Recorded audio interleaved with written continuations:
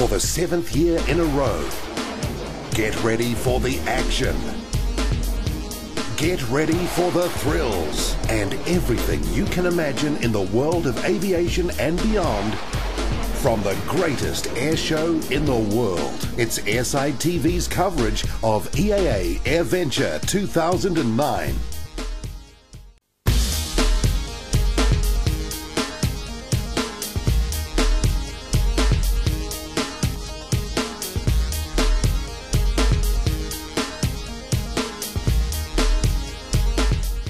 Well, it's day 3 of our coverage from EAA Airventure Oshkosh. I'm Jonathan Elliott, joined once again by Larry. And Larry, what a great day it's been today. Jonathan, we've had a really fun day here. We've had a chance to see a lot of different things today and interview some interesting people today. We had a chance to talk with one of the original Tuskegee airmen, Colonel Charles McGee. And we also had a chance to take a look at the new P-51C Mustang that's been restored by the Confederate Air Force and the Red Tail Project in Minnesota. We also had a chance to see Elvis, which is a converted Sikorsky Skycrane that's been now made into a firefighter water drop. So that'll be an interesting demo for you guys to take a look at there also. What else did we do today, Jonathan? Well, we had a good look around Aeroshell Square, and of course, dominating Aeroshell Square this year is the Airbus A380, with lots of people queuing up to get on board that aircraft. Of course, we managed to get on board first, and if you saw some of our coverage yesterday, we had a sneak peek on board the aircraft. Basically, it's a skeletal aircraft, as it is one of the test models. Later on in the show, we'll also take a look at some of the air show action, and we'll continue with the rest of the week. You're right. Hey, matter of fact, that P-38 we've got standing behind us was in today's Heritage flight, and it also went up today with the F-86, the P-51, and the A-10, so that'll be a pretty good demo to also stay tuned for. That's right, so without further ado, sit back and enjoy our continuing coverage.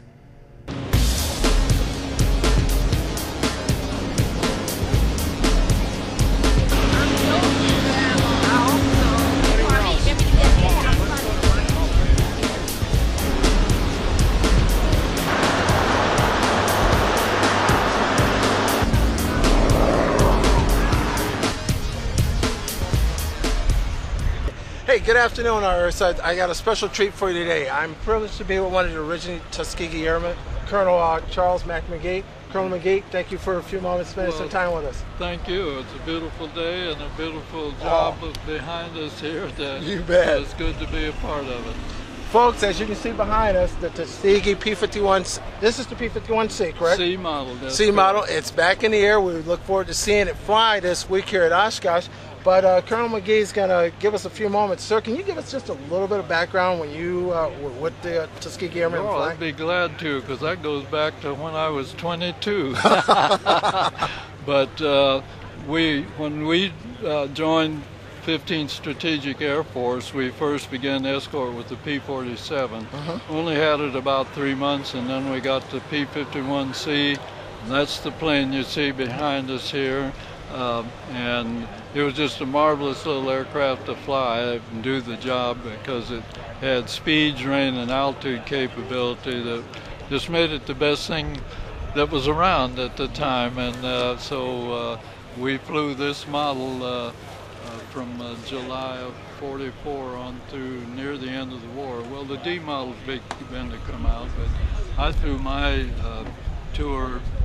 We still just had the C's. And, great little aircraft. Sir, your P-51C, what did you name your... My aircraft was Kitten number 78, but I used the name, was my wife's nickname, but I said that crew chief kept the engine purring like a kitten too, so it was very important to me. I bet. Did you, I'm refresh my memory, did you have a couple of kills? I had one over Pardubice Aerodrome, August of '44. That's in Czechoslovakia. Focke-Wulf 190. He made the wrong turn. And you just and I got him, but just that one. But we damaged probably more aircraft that we caught on the ground after we knocked out their oil and fuel capability.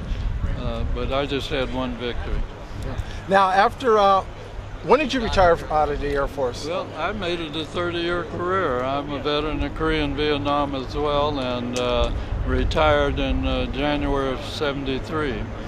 So, what were all your mounts from the P-51 to C up through? Oh, wow. I ended up flying the P-51D model in Korea for 100 missions, and then got into jet flying, the F-80 and T-33 in the Philippine Islands with the 44th Fighter Bomber Squadron. Later flew the F-89 Interceptor. Went on from that to, and I was flying all of the local support aircraft, C-47, C-45, T-39, whatever they had. Whatever they had. I used to say, crew chief round started, I can fly it. You can fly it. And off we go. And then, but I ended up my career, I flew the reconnaissance version of the F-4 in Vietnam. Okay. So, I had a great experience and wonderful assignments. That's just wonderful. Today, with us looking at this bird here, what memories does this bring back to you? Because the P-51 became a favorite aircraft, it brings back all of those missions, the work of the crew chiefs to keep the aircraft in good shape for us and what we were able to accomplish. It's hard to put it in words, really. You know, it's amazing for me because as a young man, I grew up with the love of aviation. I mean, when John Glenn went up to, as a kid, I would, you know, anything that had an aviation, or I built model planes and stuff. And I served in the Air Force also, and unfortunately for me, I knew nothing about our history about Tuskegee Airmen at that time until after I got out. And then that's when everything more, and luckily for all of us in sacred history, we learned more. So I'm hoping young kids today, or the younger generation, can learn from what you guys went through. What it means. Well, that's what having this bird to fly, and in our second phase getting an educational trailer to be able to go into communities ahead of the aircraft. We think it's the right step, and we're glad that the Commemorative Air Force is behind that project, and of course Don Hines' original idea, carrying that forward, because motivating our young people is what it's all about, and this is certainly a great step to accomplish that.